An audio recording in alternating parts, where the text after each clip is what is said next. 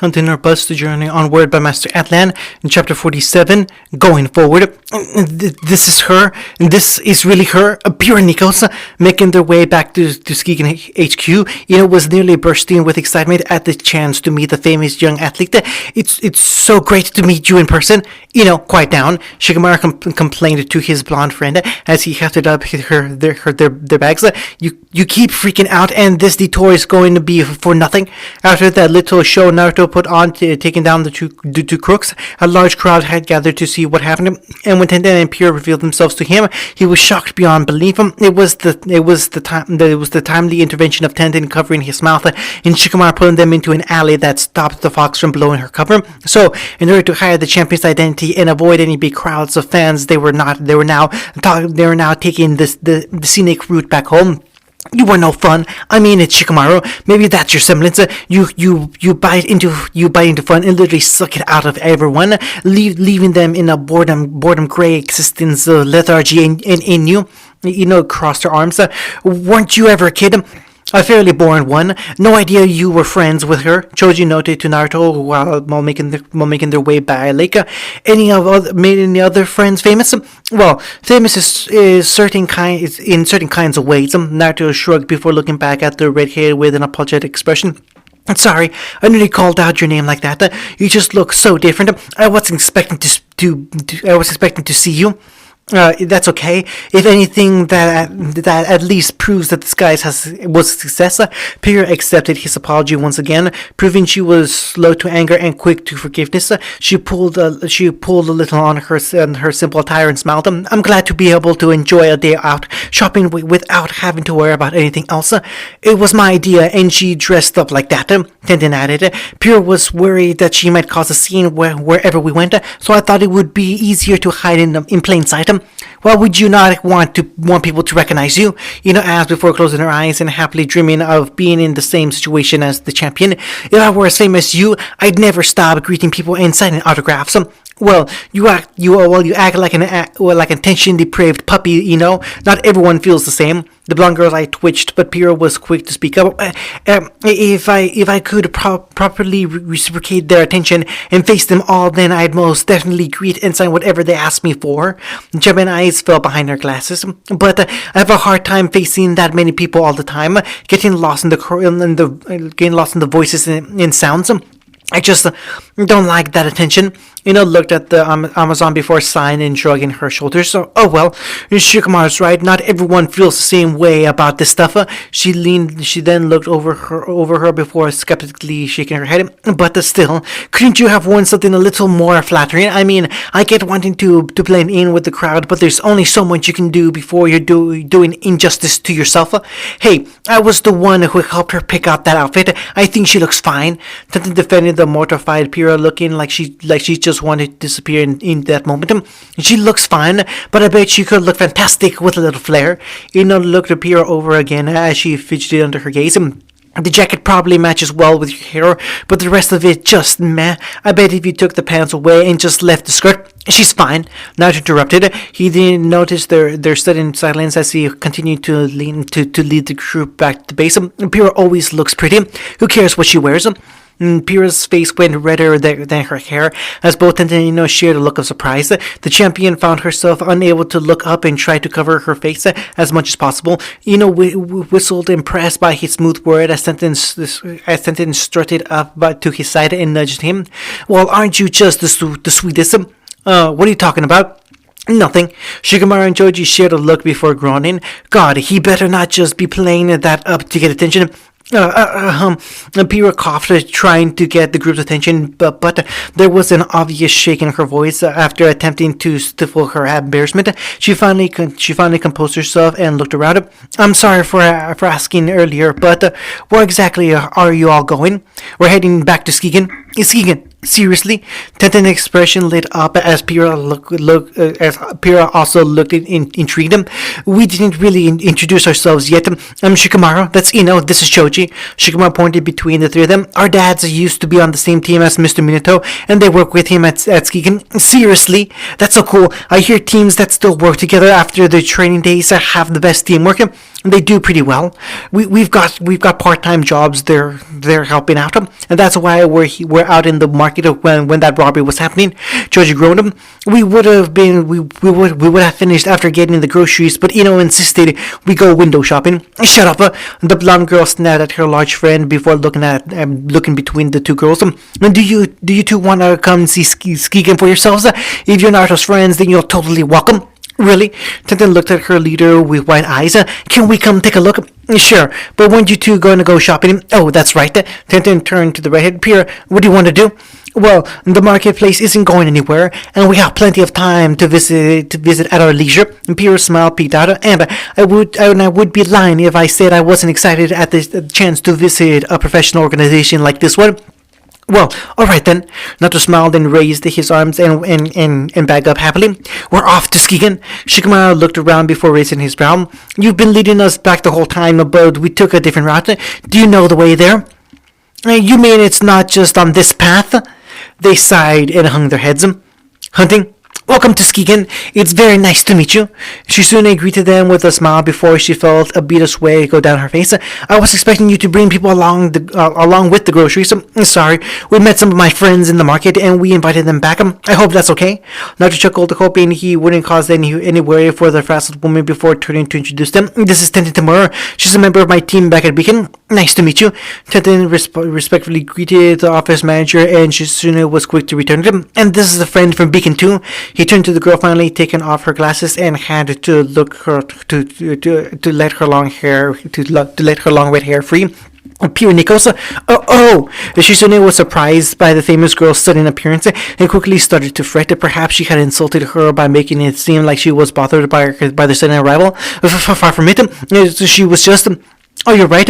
Shizune came out of her thoughts to see Pierre looking at her in concern. While she finished tying her hair up in a ponytail, the others were looking at her oddly as well as the King office manager laid out a long, haggard sigh.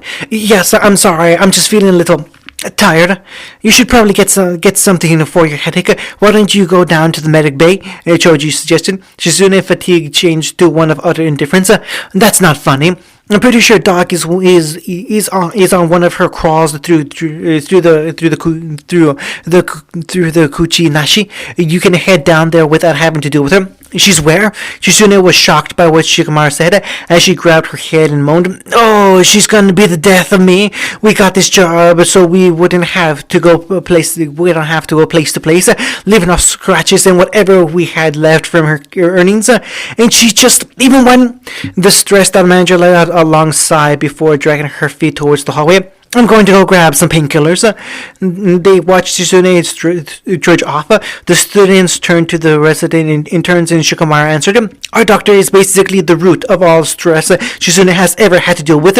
That doesn't sound like a very good doctor. Well, her medical experience makes up for her lack of manners or urgency or common sense or effect management and basically everything else out of control in her life. The bored boy shrugged before hefting his bags up and heading towards the other hall. Come on, let's put this crap away. Hey, don't think I didn't notice the new look, Tenten whispered to her leader while they made their way back to the break room. I like it a lot. You do? Naruto smiled and looked up at the edge of the headband. He smiled while his ears perked up on his head. Well, thanks for noticing. Pyrrha came up with a soft smile on her face. Can we expect to see this new fashion back at Beacon? No questions there. The bandana was nice, but it's time for a change. You guys seem close, Choji noted as they walked into the break room and set all their bags on the table. You hang out a lot back at Beacon?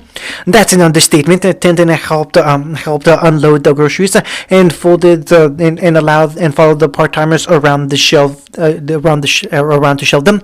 There's another team back at Beacon called Ruby, and we hang out with them and Pierre's team too. We all worked together during our initiation and fought a group of Grimm. We were faced with a Nevermore, a Death Stalker, and an Alpha Beowulf that forced us to retreat into some cliffside ruins. Yet, despite the adversity, we were able to work together and triumph over them, securing our victory and our position in Beacon. Pierre helped as well as a fond smile settled. It was so much fun to be able to work with the fellow trainees like that. And from that moment on, we just came to gravitate towards each other. Wow, Ino laughed. That sounds like a scene from an action movie. Oh, that'd be so cool if we were in a movie. So, are you guys on break too? They nodded at Tintin's question while still stalking. If you aren't getting ready for the trip to Beacon, are you three not students? No, we're students. Just not students at any hunting school. Georgie answered, drooling at the sight of his future retreats. He felt Ino's cold glare dig into his back before he went back to putting stuff away. We're at normal schools for now. That's cool. Anything you got your eyes on in the future? Shikamaru sighed. If there were a job where I could lay back and rest, I'd probably run to get that one. That would probably be the only job you could excel at. Naruto laughed at the joke as Shikamaru merely shrugged. Have you ever considered being hunters? We'd have a long way to go if we decided to actually join the business. The pineapple-haired boy answered and waved back. Out of the three of us, only one to even have the semblance is Ino, and it isn't much for fighting, but it's pretty cool. The ponytailed blonde looked at their guest and smirked. You want to see it? The Beacon kids were quick to show their interest before Ino held her hand out towards the fox. Naruto, give me your hand. What? Give me your hand. Naruto looked down at her extended limb before looking back at the eager look on Ino's face. His eyes quickly darted back and forth between the two before turning towards the others for an answer. Stop stalling, she snapped. Give me your hand or I'm going to take it. Naruto was hesitant to be the genuine fox, to be the guinea fox for her demonstration, and slowly held out his hand. It wasn't fast enough, and she grabbed it harshly before closing her eyes. It was silent for a moment. Nothing happened before Ino started to smile. She opened her eyes. Okay, Naruto, what do you think about Tenten and Piro? What? Very simple question. She motioned to his two friends, watching them with interest as the two boys sat back to enjoy the show. What do you think about those two? Okay, they're nice. Naruto was careful in slowly dragging out his answer to see if he could spot whatever her semblance was doing to him. Pyro's cool, and Tenten is cool too. He suddenly realized nothing was happening. He was just complimenting his friends, and he started blushing. I don't know. They're just cool. Pira, Ino turned. Naruto thinks you are one of the nicest people he has ever met, and wishes more people could be as earnest as you. In fact, he thinks if more people were like you, the world would be better off. And then he's glad he got to meet someone as kind and caring as you, who is able to understand all the problems and mistakes he's made, but still accepts him for him. He thinks of you like the older sister he's always wanted and wished he could have met, but when he was younger. Naruto's face twisted in horror despite the red matting his cheeks, and both girls also blushed at the praise relayed to them through Ino. Wow, Shikamaru actually snickered as Choji covered his mouth. That's so sweet, I think I'm gonna hurl. Ino looked at the fondness again. Now Naruto, do you think those two are pretty? Wait, he stammered and looked around in a frantic worry. How did you do that? Oh yes, he does. As she cackled, he thinks that you two are very pretty. Aw, Piro was still reeling back from the surprise praise as Tenten recovered, even if her cheeks were still a little flushed. Naruto, that's so sweet of you. In fact, he thinks a lot of his friends are really pretty, and now you're panicking. And who might Blake be, young man? He pried his hand out of her grip and stumbled back into the courtyard. He was panting and his face red before pointing at her. You read my mind. Ino winked and turned to the crowd while waving her hands. Psychic, if I touch anyone, I can read their minds and see what they're thinking. She shrugged her shoulder, which makes it pretty useless in combat. As glamorous as it sounds, I'm not much for touching a grim and hear an echo through my head. But that's amazing. Tenten clapped. I've never seen anyone who could do something like that. It's so cool. Not really. Waved off the compliment with a tired sigh. It sounds cool, but it's just like getting a call in my mind. And still, that is an amazing semblance. It would be invaluable in gathering information and simplifying any form of interrogation. Pure listened. If your ability were to be made known, I wouldn't be surprised to see lines of people offering you jobs or work opportunities. I would. Her voice took on a tinge of something as she looked outside uncomfortably before they continued. The door opened to 5 Minato and the others standing there. The blonde The blonde president smiled at the surprised guest. Well, I thought I heard something in here, but I'm surprised to see you both again. Mito smiled and nodded to the two young ladies. Hello again, Tenten and Pira. Hi, Mr. Naruto. It is a pleasure to see you again. The two young ladies had become more accustomed to being around their friend's father after his time caring for his son in the hospital. Pira bowed her head. I hope you don't think we're intruding. Not at all. It's an honor to have you both here. He stepped in and faced his old team. Guys, let me introduce you to some of my son's friends. This is his teammate, Tintin Tamura, and their close friend, Pira Nikos. Inochi chuckled. Well, looks like your son likes to surround himself with pretty ladies as well. Don't you start. They all looked at Naruto for his sudden outburst before Minato looked between them. Have you gotten the chance to look around at the base yet? Or would you like to come on a tour with us? Pira politely asked. We wouldn't be bothering you, would we? It would be our pleasure. Then absolutely, Tintin already making her way to the door. I get to see Skigan. Woohoo! They started following after her as Shikaku asked his son. So, where did you pick those two up? Well, you won't believe what Naruto did in the marketplace. A spectacle. Used to it, like father, like son. Naruto stayed behind in the break room and was afraid to make a move, as Ino had stayed behind as well, just watching him. He was now extremely wary of the fact that he could read his mind so easily just by touching him, and raised his hands defensively while trying to make his way around her. I'm not going to mock you, she groaned and rubbed her eyes. Sorry, by the way, I got a little out of hand while reading your mind. Naruto slowly stood up straight and lowered his hands before cautiously nodding. It was a pretty cool ability. Kinda wish I could see it on someone else. Yeah, most people do. I get carried away, forget how weird it can be for someone that doesn't know. She pushed some hair out of her eye and sighed. I don't try it very often except when I'm around friends like Shikamaru and Choji, and even then, I avoid touching them as much as possible, so I'm sorry for putting you on a spot like that. Well, now he felt bad for being so aware of her. His form relaxed and he scratched the back of his head. It's cool. I mean, that was embarrassing, but it's hardly the worst thing I've made a fool of my... worst time I've made a fool of myself. Oh, and that reminds me. She placed her hands on her hips and narrowed her eyes. Have a bit more confidence in yourself. You really don't think you're good looking as your friends, but you're fine, and don't act like you haven't been fretting about the headband all day.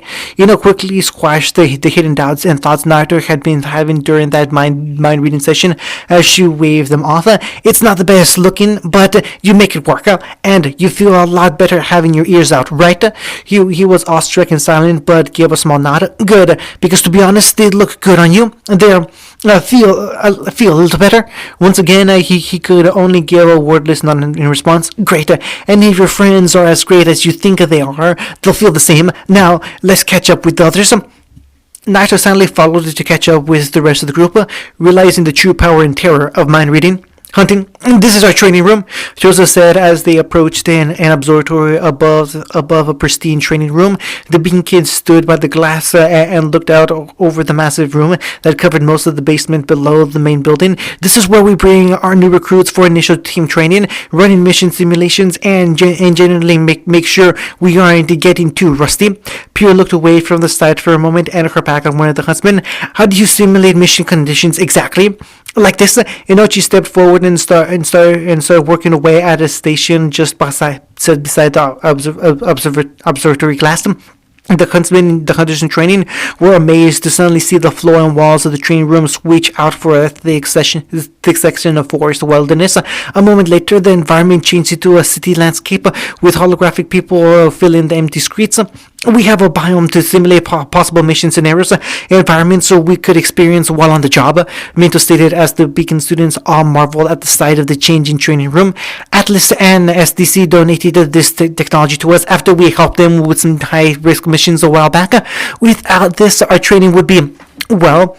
It'd probably be it'd be a tiny room with broken sandbags and floor mats. Shikaku deadpanned before shrugging. Atlas can be pretty gaudy sometimes, but damn if they don't have the best toys.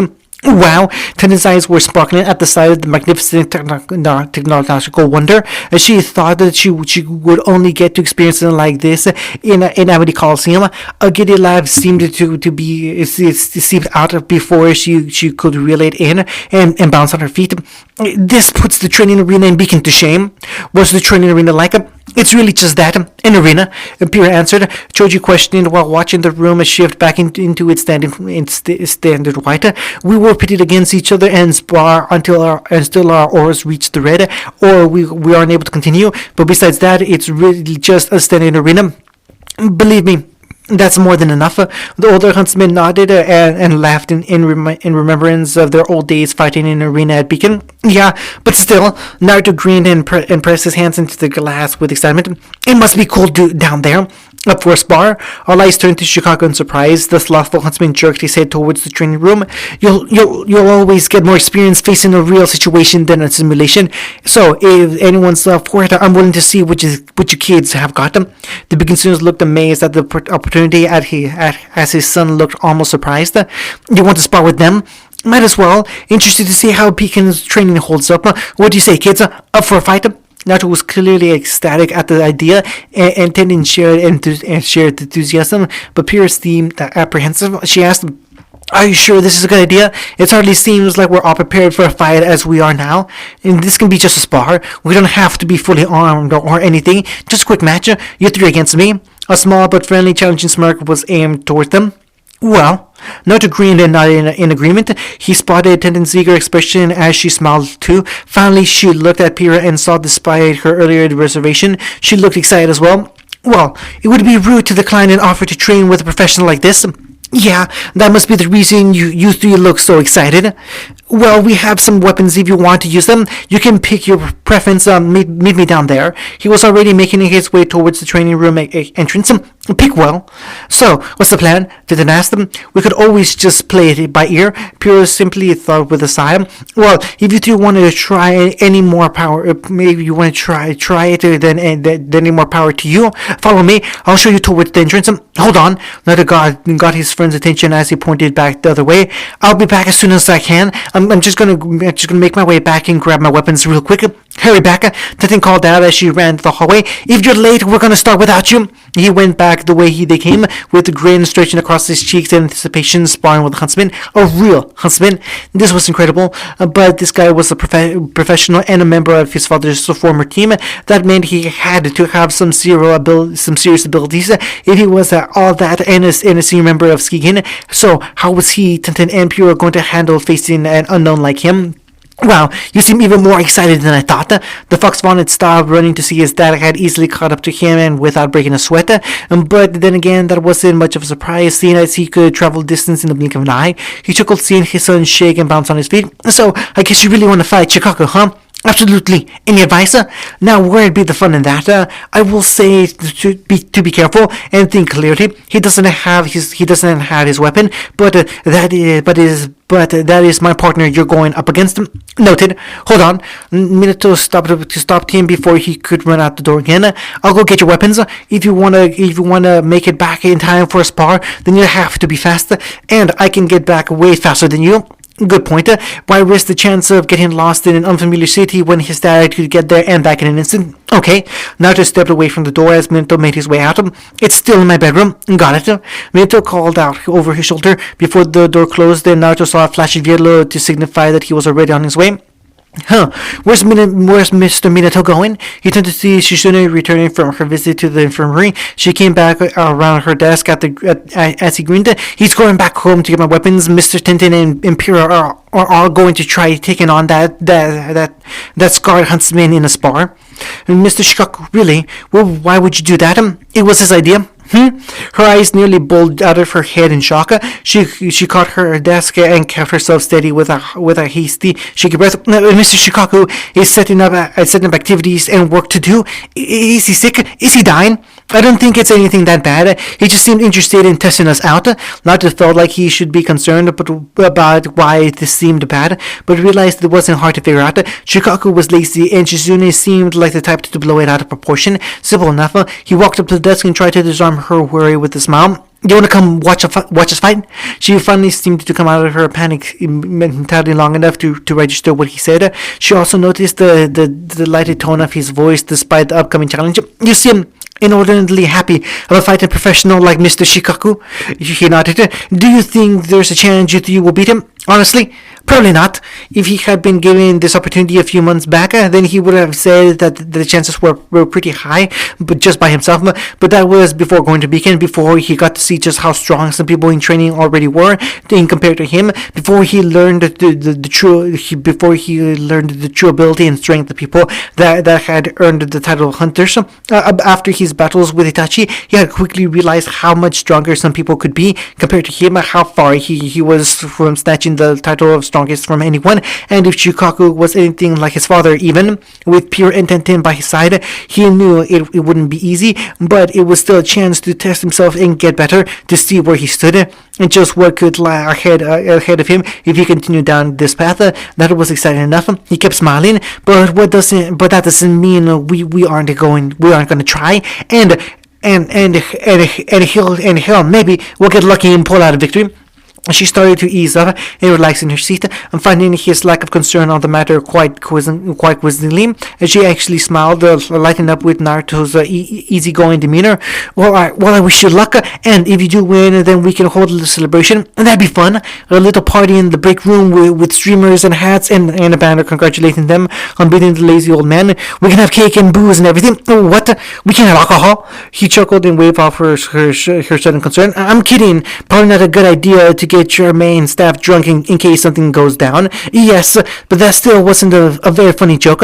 I can't believe you would suggest something like that with the risk of Mr. Minato around. His smile quickly thinned, and he took a moment to cycle through what the office manager had said so quickly. He turned around and saw the disappointing frown on her face directed at him for what he said, but he ignored her look. What do you mean? The alcohol? How could you suggest something like that when you know Mr. Minato has been sober for this long? I mean, yes, he's very strong, and I doubt he'd fall off the wagon, but still, it was an insensitive thing too. She suddenly blinked owlishly when she noticed the startled, horrified look on his face. Her eyes slowly widened, and she covered her mouth as her timid voice was barely heard to her fingers. You didn't know? Her shock didn't last long as he strode up to her desk while she shied up. What happened to my dad? Nothing happened. I don't know what I'm saying. That medicine I took made me delirious. She soon attempted to occupy herself with some table work and emails on her holographic screen. I have so much work to do, but I can't possibly process it all. So you should go meet with your friends and prepare for the fight before it's Shizune. She flinched at the concern in his voice and slowly turned back to face him. His formerly joyful expression was now switched for an afflicted one of distraught and concern. He didn't have to ask again as her shoulders lowered her eyes and shifted away to avoid his. She sighed. Before we came to work here, the woman I followed got regular updates about Mr. Namato's condition from a mutual friend of theirs. They were usually the same afflictions, symptoms of major depression and alcohol abuse over a long period of time. He'd ask if there were any ways of help treated, and when he called again, he'd ask for more. He kept trying, but nothing seemed to work until we stopped receiving calls. After a while, we got another call offering us a chance to work at Mr. Minato's new organization. I wanted to know what changed, but I never heard how he was able to get past it. She shook her head. His condition had gotten better, but we still made sure there wasn't any alcohol around him while he recovered. I still noticed some signs of dysthymia, but he's improving. He really went through that. I'm sorry. She looked at him. But how did you not know? How could he? He was gone for years. He felt like such a way that he abandoned his father without saying a word. They left him alone, which meant the source of his expression was, I'm back. Minato walked through the front door with all the swords and sheaths of Naruto's weapon in his arms. He chuckled while making his way over. I told you I'd get back faster.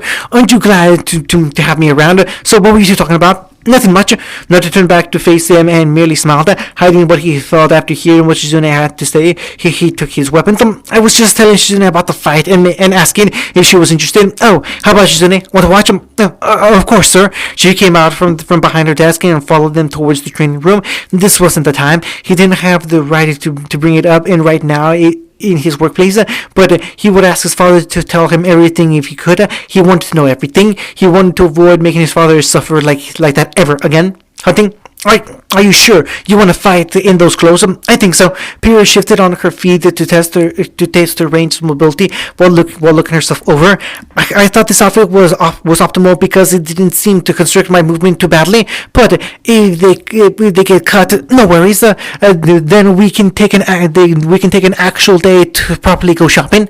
Pyrrha smiled appreciatingly, Tintin's skill to calm her nerves and make her feel comfortable when she was feeling nervous. She looked at the plain dual sticks the bunny-haired girl held in her hands. Are you going to be okay sparring with those? I should be. Tintin spun her weapons around. They aren't colored and bulge, but I've made do with less. What about you? Picked a sword yet? No. Pyrrha shook her head. I looked over the blades in stock, but more fit me, but none fit me right. Fit me right. If I can't, if I one that suits me, then I'll pick the next best thing. She chuckled softly. I'm surprised just how accustomed I've become to having my own blade in my hand.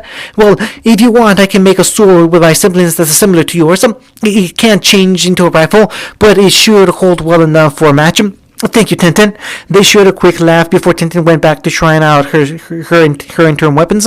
So, what do you think our chances are of winning this spar? Tintin stopped practicing and turned to Pyrrha with a complicated expression. Well, how do you think we'll do?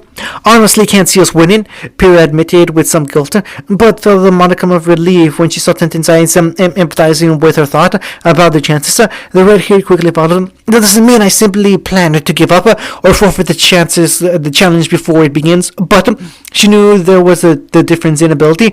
Until she came to Beacon, Pyrrha had been faced with people that were in training just as she was. During her time in training, school, and fighting in tournament, she had been faced with people whose skills and ability were either lower or matched hers, and the chances she might sound conceited, she had been able to pull victory out of those fights fairly easily. But then she came to Beacon and her world expanded. There were people that could adapt and match her at her best and push her into trying harder than she expected.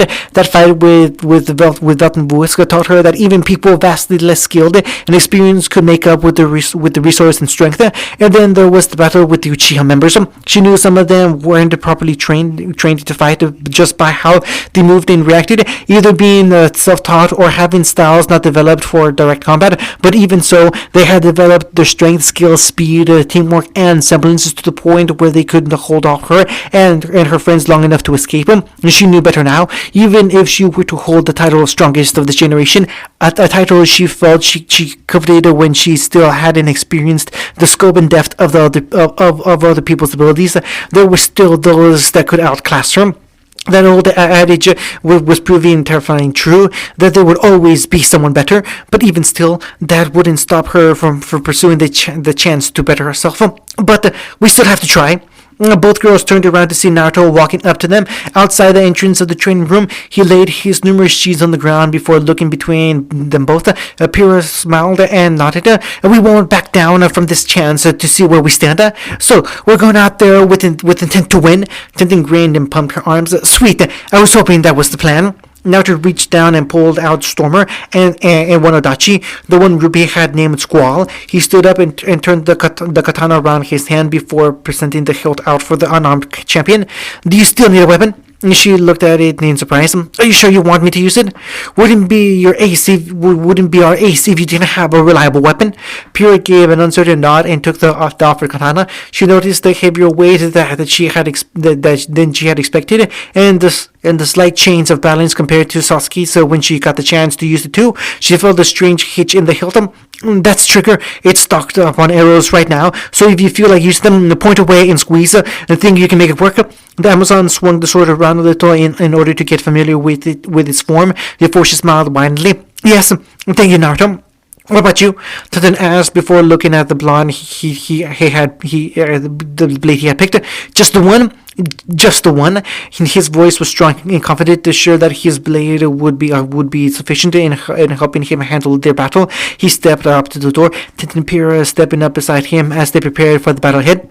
Hunting? And finally, standing inside the training room, they realized just how empty and white it was without the changes from the biome. It was just a large white tiled space with Chicago standing in the middle, waiting for them. They took notice that the older man didn't have any visible weapon on him. Was he really planning to take them on unarmed? Okay, looks like everyone is here. Minato's voice echoed from the intercom. Now, this is just a sparring match, but the rules should be simple. The match will continue until the competitors surrender or are incapable or unable to continue. Please, don't hurt each other. Hey kids, I made a bet that Shikaku kicks your butts in 5 minutes. I've got my eye on this expensive dessert, so if you don't mind, Uncle, give me back the speaker. And there were a few violent sounds and cursing from the speaker system as Shikaku hung his head inside. Tenten looked up curiously. Who was that? A really scary lady. Just ignore it. It seemed to work for him. Naruto stepped forward. No weapon? Like I said, just a spar. You all aren't fully prepared for a fight either, right? Those look like stock weapons. She's not dressed for a fight, and I know how careful to be with you. All these students were wary about stepping any closer as the older hunter had already sized up the situation and weapons. So, come on, show me what you can do. Peter, take point. Absolutely. Teden, stay back until you see an opportunity. Got it. The three students staggered their positions while facing the huntsman. Pira took the front, Naruto the middle, and Tenten the back. They all took stances with the weapons and put their focus on the older man. He narrowed his eyes and shuffled in his position before firmly planting himself in place.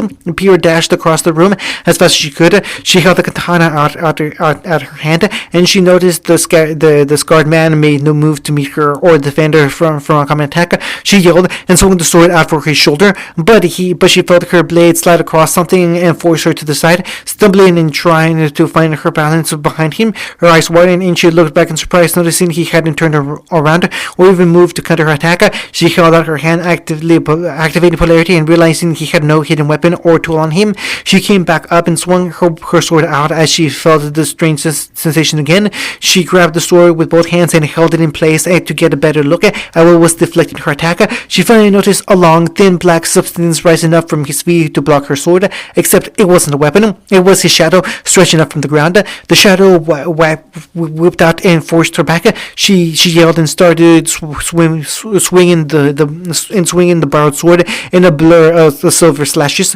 striking rapidly as the shadow point started to match her strikes. She swung, dashed, swerved, and used every trick in her bulk to try and outmaneuver the moving shadow, but to no avail, as it kept her at bay and allowed Shikaku to remain grounded in the same spot. Naruto came charging in while Pira fended off the shadow and jumped to gain some speed with his strike. He brought his kodachi down towards Shikaku's head, but was knocked back as another shadow strand shot up from the ground. Naruto landed, catching his balance and charging at the huntsman with a roar. With two thin shadows racing from his feet, Shikaku countered both Pira and Naruto's attack with his blades, swung fast and fierce, being parried and countered by the shadows. Both warriors refused to falter for even a moment, charging their position and moving as much as possible in order to find a weak spot in Shikaku's defense. They swung low for his legs before swinging for his head, ducking and jumping over each other in overlapping attacks. Shikaku's eyes narrowed and he raised another shadow to block the dual sticks coming for his back. He looked over his shoulder to see Tenten struggling to press against the shadows. His eyes flinched for a moment before she pulled one screamer back to strike again. The shadow met her attack and warded off before she started to join that attack with her friends. Shikaku narrowed his eyes as he used 3 of his shadows to fight off the 3 hunters in training. He knocked off their attacks away before his shadows aimed for their heads.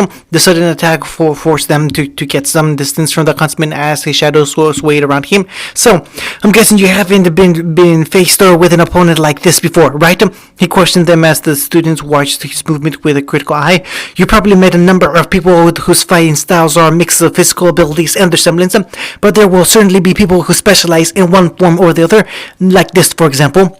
His shadow sharpened and raised up to point at them, to point at each of them for emphasis.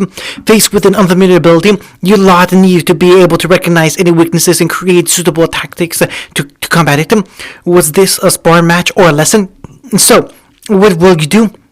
And the Beacon students remained still for a moment before his eyes turned to each other. Naruto shook his head and lowered his hand, telling them to stay for a moment. And they nodded and fell into their stance as Naruto charged Shikaku. He came up to the huntsman and swung his blade out to be blocked by a shadow, but the shadow bent the moment his blade touched it, and with a momentum behind his swing, it slid over he slid over the shadow and away from Shikaku completely. He knew it. He thought he saw something strange while exchanging strikes earlier, but these shadows weren't directly blocking their attacks. They blocked for an instant, twisted their form, and forced their attacks to veer off target before they could stop them. These shadows were too thin to engage in direct combat with the weapons, so Shikaku utilized them in a way to make them make them waste energy and movement. Naruto yelled and brought his short sword around to strike again. It hit the shadow for an instant, felt the shadow bend, and let his blade slide off to avoid the huntsman in the middle. But the Faunus quickly reached out and grabbed the shadow strand before it could pull back. Shikaku looked at him in surprise as he gripped the shadow and wouldn't let go. The strange semblance cut in Naruto's palm and blood dripped down on his fist. He spun his kodachi into a reverse grip and brought it up to strike again, a second shadow popping up to block his strike. The Whisker Blonde held one shadow strand in his hand and held the other off with his blade. He looked up at Shikaku's surprised expression and grinned. How many of these can you make? Shikaku's eyes widened and he looked back to see Pura and Tenten had taken his flank. He quickly struck Naruto with a palm strike, weakening his hold for a moment as the shadow slipped around him again and blocked the strikes. The three shadows waved around to block the girl's attacks as Naruto caught his footing and charged him directly. With the shadows preoccupied defending against Pura and Tenten, Naruto took the chance to attack Shikaku directly. He made to swing for the older man's chest, but was stopped as the huntsman grabbed his wrist to halt his movement. He grabbed Shikaku's wrist in return and kicked him out for his chin just as the scarred man raised his leg. Naruto felt the pressure on his wrist and was pushed away before attacking again. Pure Intent continued to press the shadows while Naruto distracted Shikaku with the frontal attack. Frontal assault. At the moment, the huntsman was preoccupied with holding off the fox's close-quarter barrage. He had left the shadows to hold them off, but they noticed that even if the shadow's defense was left automatically, it wasn't as quick or precise as when Shikaku was in control. The shadows attempted to block the strikes directly, bending under the force of their attacks before trying to fix itself again. The girls realized they had discovered another weakness. He could only summon 3 shadows at a time, and they were slower when not under his direct control. Tenten slammed her stick down on one strand and stretched out to occupy another. Pyrrha swung the katana out as she was blocked blocked by a third one, and then reached out for Shikaku's shoulder before he shirked away from her grip. The Scar Man grabbed Naruto's leg when he attempted a kick before throwing him back in order to gain some space. He turned back around to face the redhead and bun-head girl. As his hands raised and his shadows stood him, he turned his hands and the shadows started to follow his movement faster than they ever had before. The shadow weaved together and jetted out like a spear. Pure barely avoided its path, but Tenten was struck in the chest, yelling as she was flung back by the force of the hit. Pyrrha rolled on the ground before landing in a low stance with her emerald eyes focused on the scarred opponent. Shikaku raised his hand and the shadows lifted in front of him. Pyrrha, now! The huntsman's eyes widened as he looked back to see Naruto aiming his hilt toward Shikaku. Pyrrha quickly spun the katana around and did the same. They had him in a pincer, yelling as they pulled the trigger and fired a barrage of arrows at the man as the man caught between them. He raised his hands and blocked the onslaught to retract of retractable arrows with his shadows. The thin black lines blurred around him and knocked away the projectiles. The 2 young fighters kept firing. Naruto's almost ran out first as Pyrrha continued unloading the clip. After a few more moments, her shots ran out too, and the last of the arrows were knocked out of the air. They clattered to the ground around Shikaku as he smiled. Okay, that was good. Got me in a pincer, and even better, it was an opportunity you found on the spot. I'm impressed. We're just getting started. Naruto announced as he dashed in to attack the scarred man. He jumped up and swung for Shikaku's head as the older man actually ducked his swing, but the huntsman had to quickly pull his head back to avoid the quick kick Naruto threw out to catch his jaw. Naruto landed and continued to attack, sending out jabs and crosses that Shikaku blocked with his forearm. The blonde spun and threw a hook kick for the man's chin, but the huntsman leaned out of its way. The faunus quickly caught his footing and charged to slash again, but was nearly pulled off his feet. He looked back in shock to see one of the shadows wrapped around his arm to keep it in place. Shikaku kicked Naruto in the stomach and released the hold his shadow had on him. The young huntsman grunted as he was sent sprawling across the floor. Tell me, why don't you always charge in like that when you fight? If that's how you were taught, the Minato has some serious. Naruto sat up, grabbing an arrow from the ground and throwing it at Shikaku as hard as he could. The old huntsman raised his hand and his shadow rose to block it, but he was forced to dodge as it came flying in twice as fast as it was thrown. His eyes widened before he looked back at Pyrrha. She had one hand raised and was lifting up all the arrows they had fired from the ground. Naruto had acted as a decoy to give her time to do this. Well, that was clever. Pyrrha yelled and started making the arrow circle Shikaku like a tornado. The huntsmen tried to smack them out of the air, but they quickly righted themselves and went back surrounding him. He narrowed his eyes and started catching dozens of arrows between his shadows. After a moment, they were gone, and caught and secured in his shadows as their momentum staggered strategy was foiled. But then he noticed Pyrrha had hands still raised in the air. Shikaku looked up. Tenten was floating in the air with her legs covered in metal. Pyrrha brought her hand down and the bunny-haired girl dropping like a hammer. Shikaku had to finally move from his spot as Tenten came down, hard enough to crack the area he once stood in. Tenten retracted her steel and charged at him in a flurry of swipes. Shikaku stayed out of her range before grabbing her wrist and kicking out her leg. The brunette went tumbling into the ground as Shikaku took her place to attack the professional. Shikaku was forced to dodge his swipes before Pyrrha came running in, and Tenten recovered as well. Shikaku was forced into the defensive. He had to dodge and block all the swipes and stabs and jabs and kicks. Shikaku was handling them as best he could, but he wasn't a combatant like his partner. Even though he was holding them off, a lucky strike or two grazed him. He slid by Tenten's attack and dodged Naruto's thrust. He pushed down on the blonde's head and rolled over his back to avoid Pyrrha's strike. Shikaku quickly jumped away as fast as he could and landed back on the crater Tenten had made. He came to a stop and smiled as he shuttled back into place. Well done. I'm thoroughly impressed by how well you three have been able to work together. If this was a real match, I would definitely be worried about handling you lot. Can we consider that your surrender? Shikaku chuckled at Pyrrha's rhetorical question before shaking his head. Unfortunately, no. Before we end this, I have one last lesson to teach. And the students waited for him to make a move, but the husband remained in place like a statue. They looked between each other and nodded, circling around before swarming him. But a dozen shadows broke through the ground and lashed onto their limbs. They looked down in shock or yelled as they were constrained to the ground until they could no longer move. The big students looked in shock to see Shikaku feeding his shadows. Through the cracks created by their combined efforts, he gave them a lazy smile. Another important rule: never show your enemies your full hand. Subvert expectations. Make them think they know everything, and then turn them on their heads. That magnetism and metal trick was good, but you could make it even better. Well, I suppose since they've been incapacitated, that means the match is over. The winner is Shikaku. You damn brat! I said lose under 5 minutes. I lost my treats because my snack. Sorry, Oji, you little get her out. We're currently dealing with some technical difficulties. Please stand by. Shikaku sighed and released his shadow as the students were released. Pyrrha and Tenten lifted themselves up to the knees as Naruto just rolled over on his back. Shikaku scratched his goatee. Well, you guys helped me make Uncle's day miserable, so thanks for that. Yay! Tenten droned and fell back to her feet. Naruto and Pyrrha considered speaking up, but knew it would come out as an unenthusiastic groan.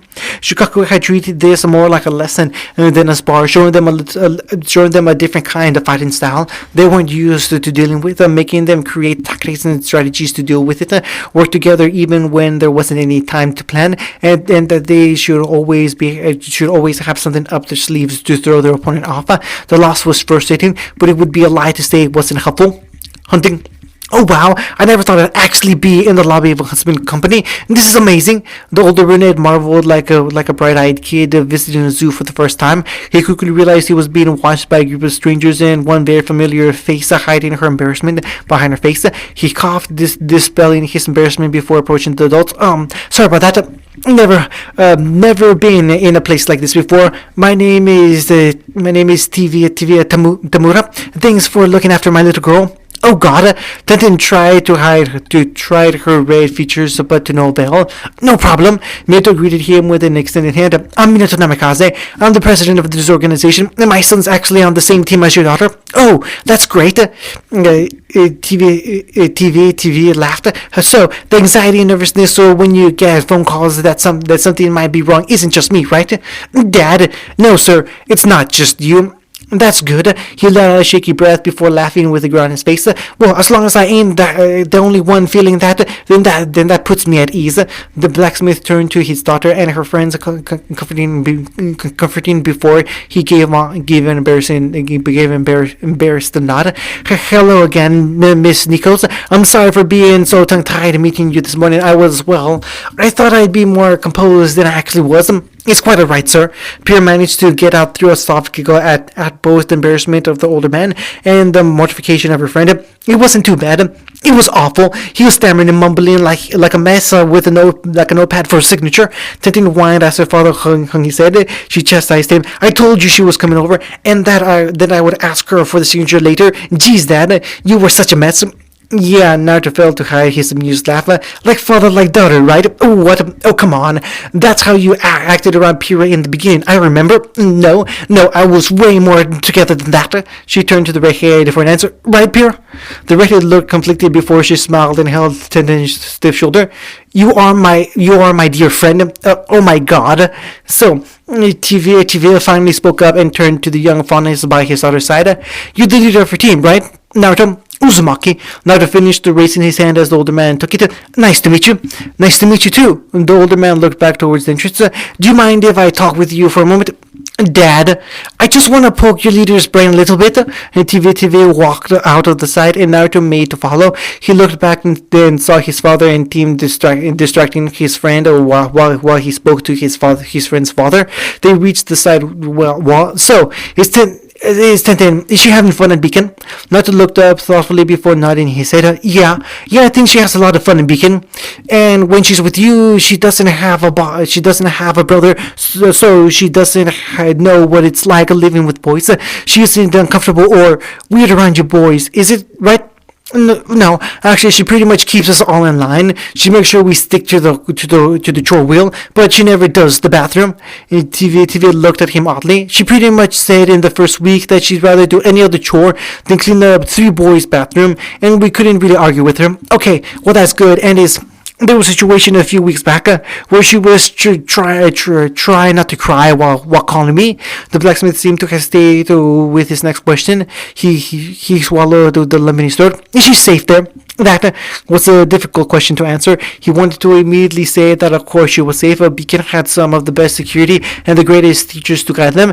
They were learning and improving and getting stronger every day, so she should be safe. But he couldn't say that. She had gotten into trouble because of his mistakes before, first with Wolsk and then with the Uchiha. Thankfully, she came out relatively unharmed for both issues, but she wasn't safe. She was never going to let something like that happen again. He wouldn't keep any secrets from them anymore, and they were his team, his friends, his family.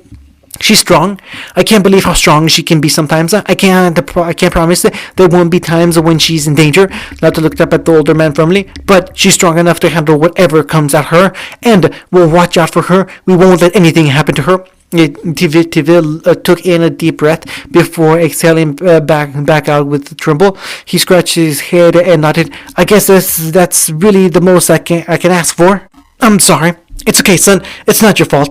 Naruto didn't see it like that. Tenten thinks the world of Beacon and her team. You should hear some of the things she gushes about when she calls me. It's wonderful. I get worried sometimes, but I feel better knowing she has people like you by her side. His face fell and his gaze focused on Naruto. Tenten, she feels like she has to make a name, do something great, and I'm worried that Naruto looked at the older man as the father's gaze turned away. What is it? Nothing.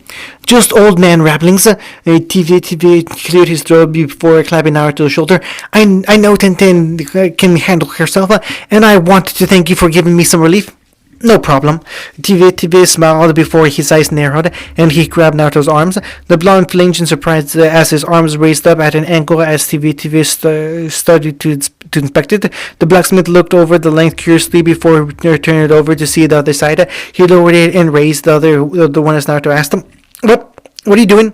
Seeing how long your arms are, forearms, okay, shoulders be strong, but not hinder movement. I'll think of something. And TV nodded before stepping back, smiling. Tenten asked me if I could make you some armor. Apparently, she thinks you can be very susceptible to injury. Oh, what? Naruto's mouth stretched out in a huge open smile. You're gonna make me armor? Really? Tenten told me nothing much. You like to move and stay agile, so I won't make you anything that might bog you down. I was thinking just some armor for your limbs, legs or arms. Arms, definitely arms. Not to look down and move his feet. I'd rather be able to guard with my arms than my feet, and I don't know how that'll affect my mobility. Okay, arm guards it is. The blacksmith nodded after. And any treats or upgrades you'd like it to have? Naruto snapped his fingers. And can you put a motor in one of them? One that can extend and retract wire filament? The older man raised his brow in pleasant surprise. Wires help me with my weapon. It'd be easier to work with them if I didn't have to constantly pull them in or slack them myself. Built-in motor. The old man chuckled. I'll see what I can do. Might be a little heavier than expected, but it's gonna help you fight. It's gonna help you fight the power to you. Oh, Naruto took a step forward. Hang on a sec. He dashed across the lobby and earned some puzzled looks as he bolted around the corner. A minute later, he came back carrying a number of sheaths and blades with him. He came to a stop in front of TV and handed them over as the blacksmith fumbled with them in his arms. Naruto reached out and pulled the blade out to reveal it was mostly broken. Most of these were destroyed in fights recently, and I can't use them anymore. So if you need any spare metal or material or whatever, you can use them, all of them. Seriously, TV looked over the numerous blades and sheaths, even the katana. Yeah, the katana too. I don't need it anymore. Naruto reached up and pulled out Squall, spotting it out of all the other hills before turning it around in his hand. I just need this one. Can you give it a look? TV nodded and held his hand out as Naruto passed Squall over. He inspected the Tadachi. Good steel, a little worn out. I'll have to sharpen it so the edge doesn't dull. Hook at the end. I can only guess that's what the wire's for. There's a hitch in the hilt. He pressed it and the end of the hilt opened up to reveal a compartment inside. What's this for? It fires collapsible arrows. Unorthodox. I like it. The older man closed it and felt how the blade sat in his hand. I can probably change the hilt, make it longer and heavier so you can swing it with more power. But if there's arrows in the hilt, I'll have to work on balancing the weight. Maybe switch out individual arrows for clips. I'll call you. You can workshop it. You can workshop this. Tivel looked down at Squall and then at the other blades. How will I know this one is different? I'll know. Tenten strode up from the side and picked out his precious first blade from her father's hand. She held it close to her side as she and Pyrrha came up to them. Looks like you gave my dad a big job to handle. Kinda. The whiskered boy looked up at him. And if I need to work out some payment? Nope. The gray man shook his head. I don't want to hear another word. You're Tenten's leader, and you might as well be family. The blonde's eyes widened as he smiled. I'm just making some fancy arm guards. No big deal. Thank you. Naruto thanked in almost shocked appreciation. I'll call you later, okay? Tenten came up and hugged him before pulling back. Just make sure not to get into any more trouble over the break, okay? I can't make a promise like that. Why not? I'm training soon. She frowned. What kind of training? Honestly? Naruto smiled and shrugged. No idea yet. Hunting? Be honest, was that whole sparring session basically an interview? Chicago didn't react. I want to see how they've been processing in Beacon.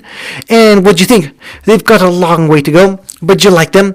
They are way too green for my tastes, but you like them. Maybe in 10 years, when they got some miles under the belts, and they can actually handle a fight, chose a smile. He liked them. United. He really liked them. You both talk too much. He heard a crash as they approached the training room doors, just in time to see Minato pop out and close them. He caught his breath and sighed before noticing them. Oh, hey guys, you got here quick. You called, man. What's up? Right? Minato tried to act nonchalant, but failed spectacularly in his awkward, goofy kind of way. You remember how I told you three about Naruto's special case? His aura doesn't actually actively cover. She answered. Right. Well, that's part of his semblance, just like Kushina's back in the day. Shikako answered. So it passed on to him, huh? That's right. Except what? Except he can't actually control it. Minato opened the door and walked in as his teammates followed him inside. They walked in to see a number of cracks around the wall and floor with Naruto clad from head to toe in aura, prowling around on all fours and growling lowly. The orange beast spotted them before lowering itself to the ground. He wants to train and get a handle on it, and you guys are the most capable people I trust in the whole world. He turned to them with a wide, hopeful grin as they looked at him with pure disdain. So, how's about it, guys? Tim Minerva can handle this, right?